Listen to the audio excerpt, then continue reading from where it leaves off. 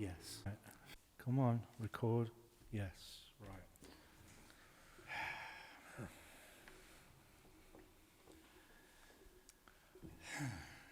Take two. Take two. So, yeah, who's the nugget that didn't press record on the audio recorder? Yes. I can see it counting now, so theoretically it's recording. Hopefully. Anyway. Hi, so I'm Richard, and this is something I like to call Artist Insight, where I like to sit down with people, interview them to give you an insight. They could be artists, as in photographers, models, painting artists, graphic designers. And here with me today, I have my friend Lou. Hi. We've already done this once, but we're going to try again. Hopefully it's going to record. Yeah. So, do you want to just say who you are? Yes. Hi. I'm Lou. I do photography. I am a photographer. You can find me on Instagram under Lou's Art Factory. And yeah, here I am. Thank you for having me here. Yeah, the last one was a brilliant take. One take wonder. Unfortunately, no volume. So, right, I'm going to do these questions, but I'm going to do them in a different order just to trick you. Ooh. So, you've mentioned that you're a photographer. Yes, I am. So, did you go to college for photography, or are you all self-taught? I am self-taught. I went to a photographer beginner course, but it was booked out when I tried to book me in, and I had to wait like a half of a year or something. And during that time, I've been watching YouTube and started a self-taught. And till I went to the course, I've had actually learned all these things that I would have learned on the paid course. So I kept doing this, and here I am. Again, I've asked this question, but do you think these days we need to go to college, or can we be self-taught, or do you reckon there's any issues with being self-taught? I don't think that there are any issues with self-taught. It just gives you a bigger room to find yourself and your creativity. A lot of times a photographer or a teacher is kind of like putting their style into your teaching, into yourself. Mm-hmm. And with a self-taught, you don't have that. And it's nice to have somebody who is explaining certain things specifically. Yeah. But other than that, it's just the way. It's not the goal. It's about the way. And as long as you work step by step, you get there. So again, I mentioned it before. Did you find photography, or did photography find you? Photography found me. I've bought a camera a couple of years ago to support a friend of mine that went through mental health issues. And I've tried to support her in a creative way so she could post pictures on social network and get a positive feedback and things like that. We went a couple times together on walks. Both had no clue about the camera. We just clicked and tried out. But I saw that it wasn't for her. It was a nice idea. Mm-hmm. She liked that, but it wasn't something that she would like to express herself with. And so ended up the camera back with me. And when I've moved to the UK, I've started to try to learn photography because I've really enjoyed the time where we've been walking around and took pictures and stuff. Cool. Yeah. So what kind of things do you prefer to photograph? For me, as a hobby, I do like photography. Landscape. Yep. It's a hobby. It's nice. But work-wise, I see myself more enjoying models, urban photography, fashion photography, and couple or engagement photography. Yep. That's something that I really enjoy. And so I take it you aspire to be a full-time photographer, because Mhm. photography is a hobby, you say, at the moment. Yes, that's And true. you want to make it a full-time gig. Is Mhm. it just photography, or do you want to do photography and videography, or? I've tried videography before. It was nice. It was interesting. But I've decided not to stick with it. I'd rather stay just with photography. Um, yeah. So one of the questions I normally ask people is like, have you ever shot film? Again, the last interview we did was fantastic and it went really well, and so it seems a bit jarred at the moment because we're Mhm. talking the same questions. But I don't know whether this video is going to come out before the other one or the other one's going to come out Mhm. before this. So I have just recently asked Lou if he wanted to shoot film photography, and he's just shot his first roll of film. Oh yeah. And we've just actually developed his first roll of film just before we sat down to do this interview. Mhm. So how did that go for you? It was a really great experience. I've never shot film before,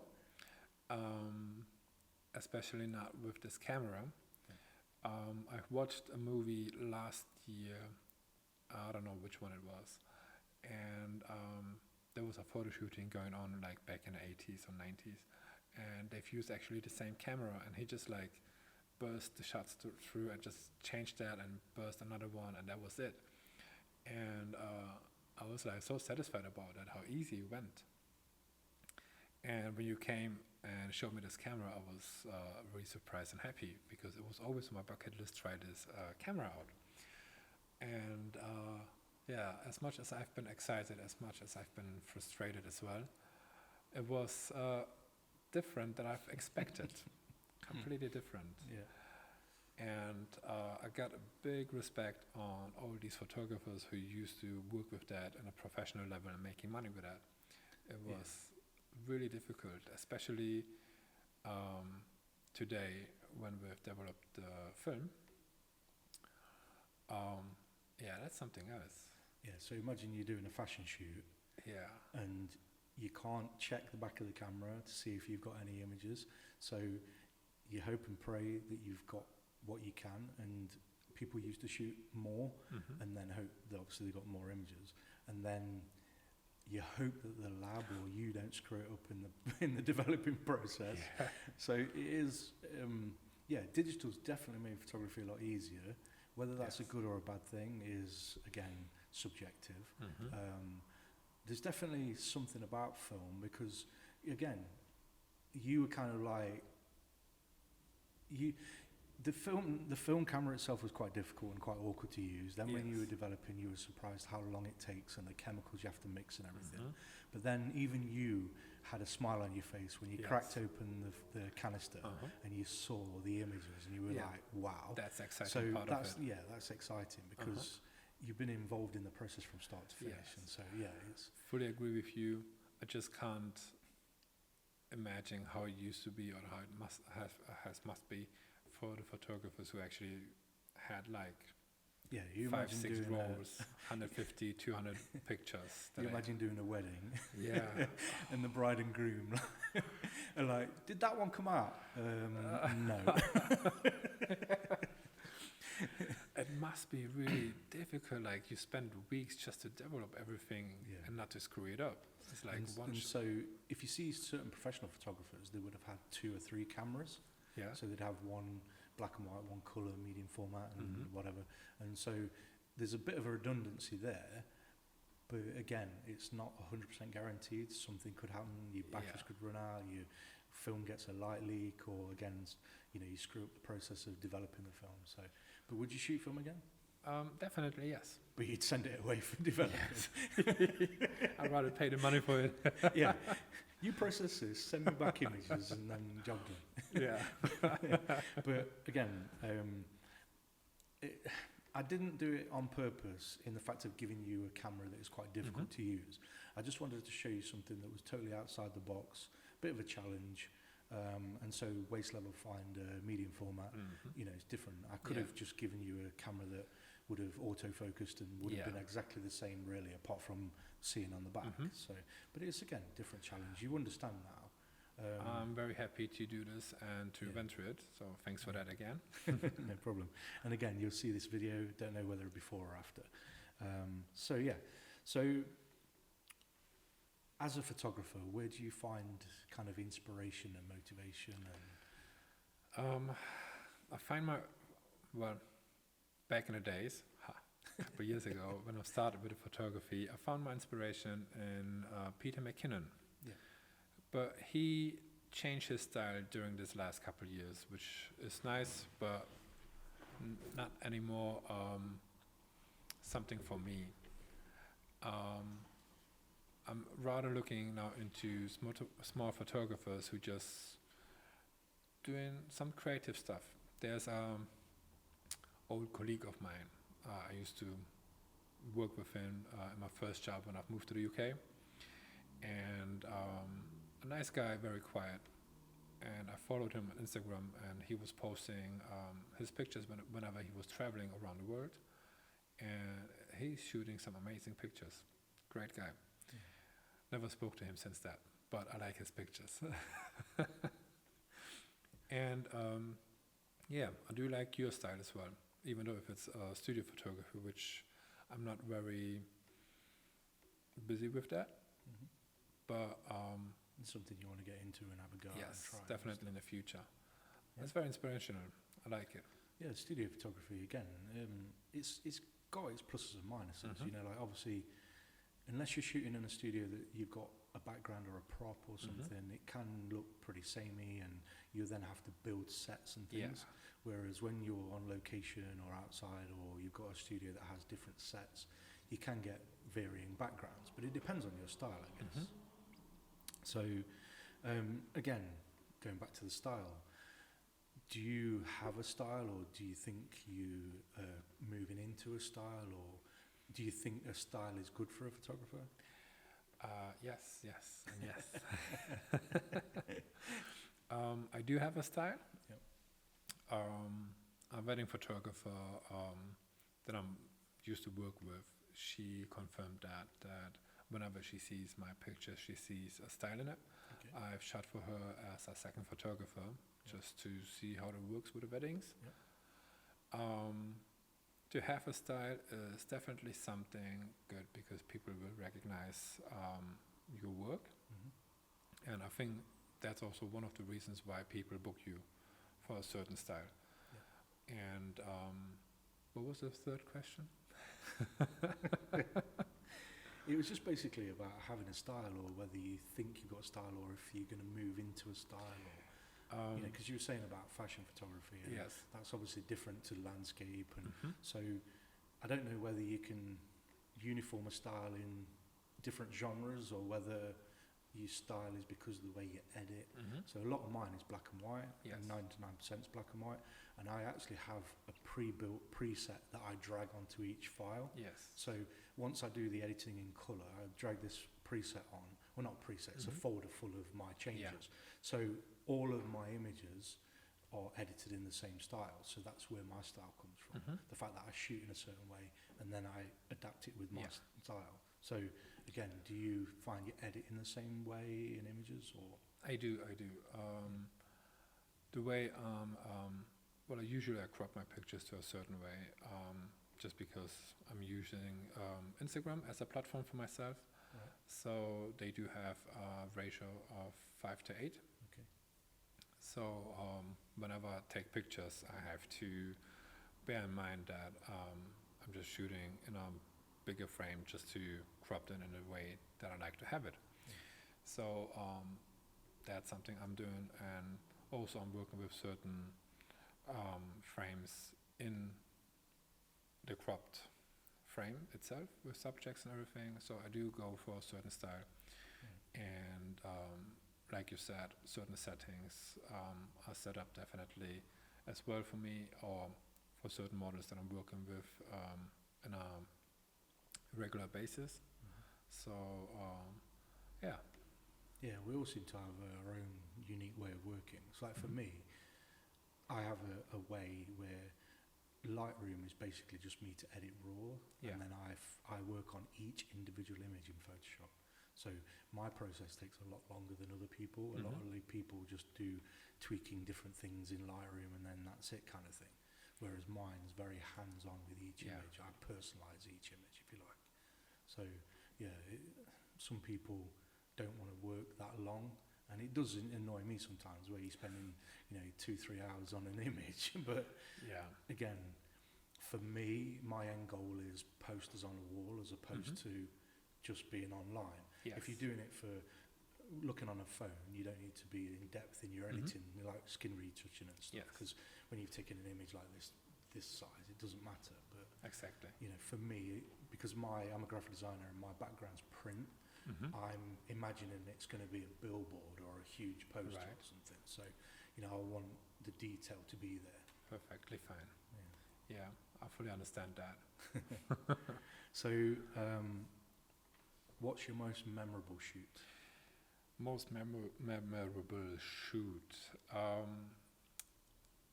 A model that I used to do a video for. She is a rock star. She has a rock band here, local from Nottingham, The Towers. And she's the front singer. And she asked me if I like to do her first video, which I've done. Great experience. And I've asked her if she likes to be my model, and just showing a very feminine side of her, because she's one of these kind of girls that if she doesn't like something on you and you just piss her off, she just punch you in the face. Awesome girl. I love her for that.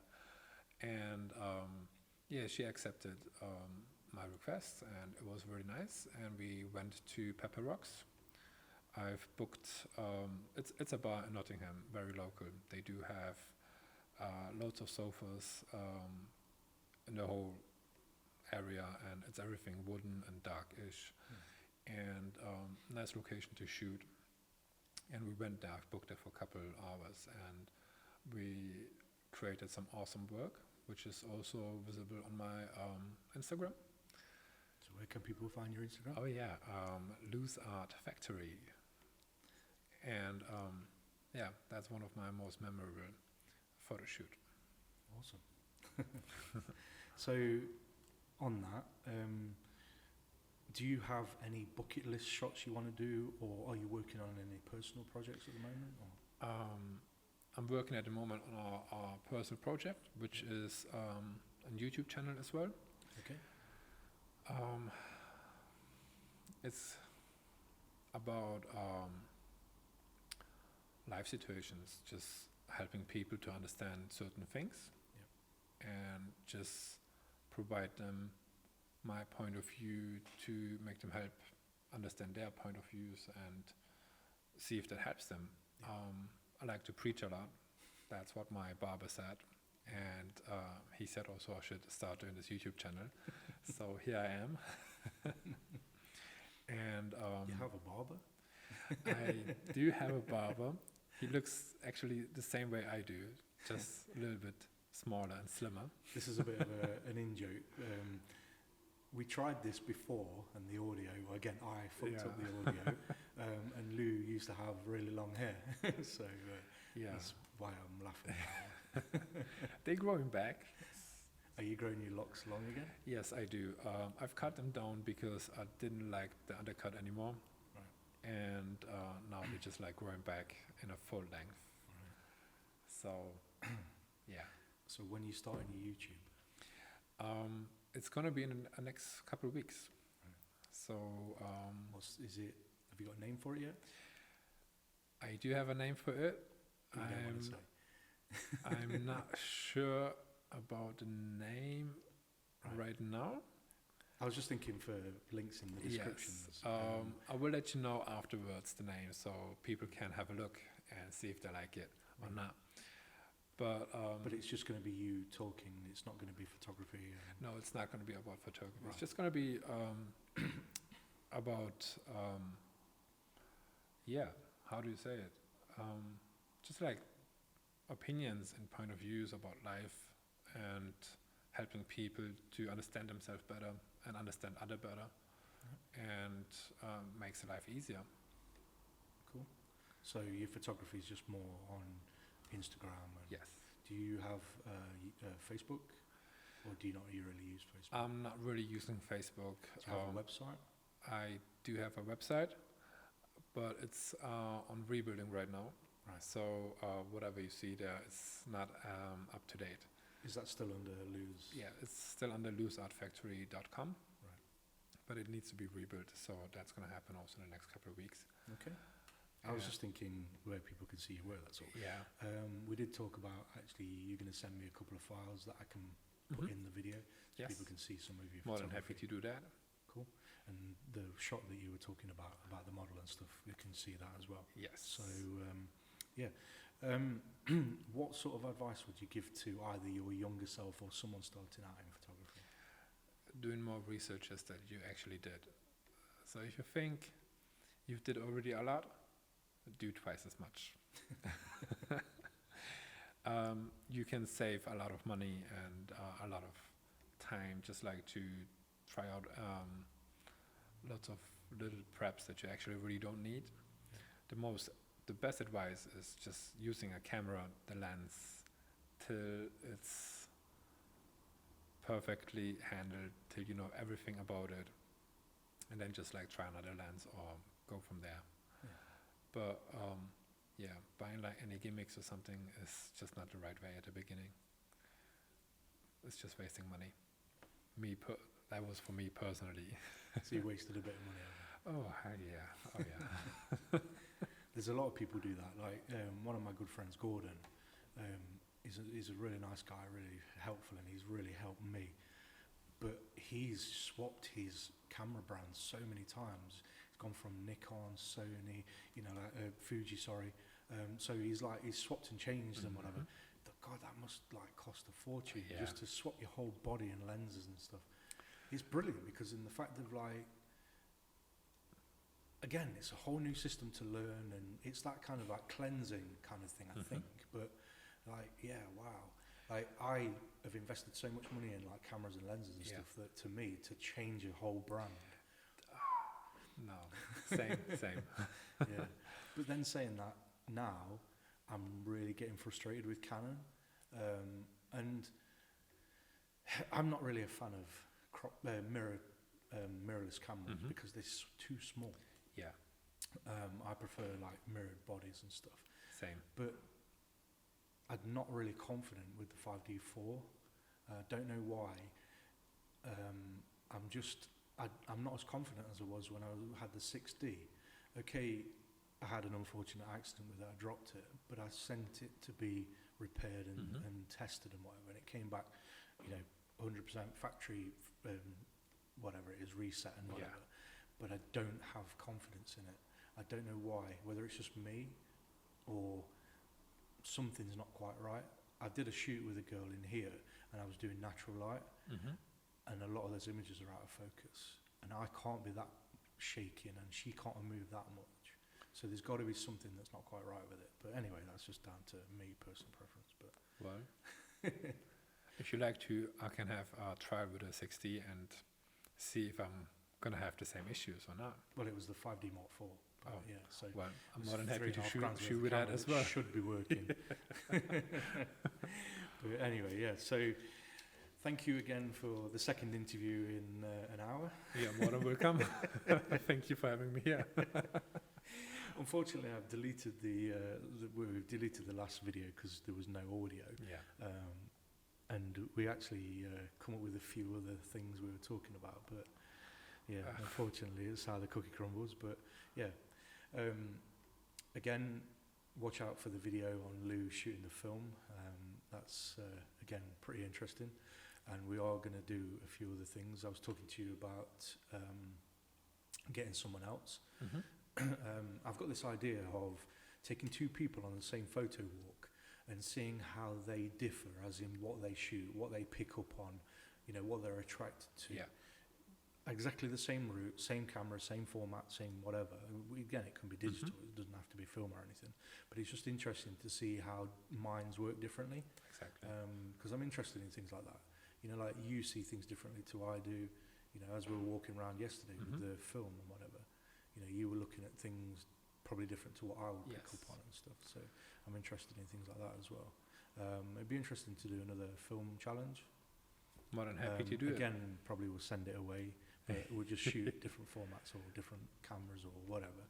So, it. Yeah, but yeah, thank will you be for fun. coming along and doing the interview. And thank you. yeah, so again, hope you enjoyed the interview. We've enjoyed doing it again. Oh yeah. But yeah, I'll catch you on the next one. Cheers for now. Bye.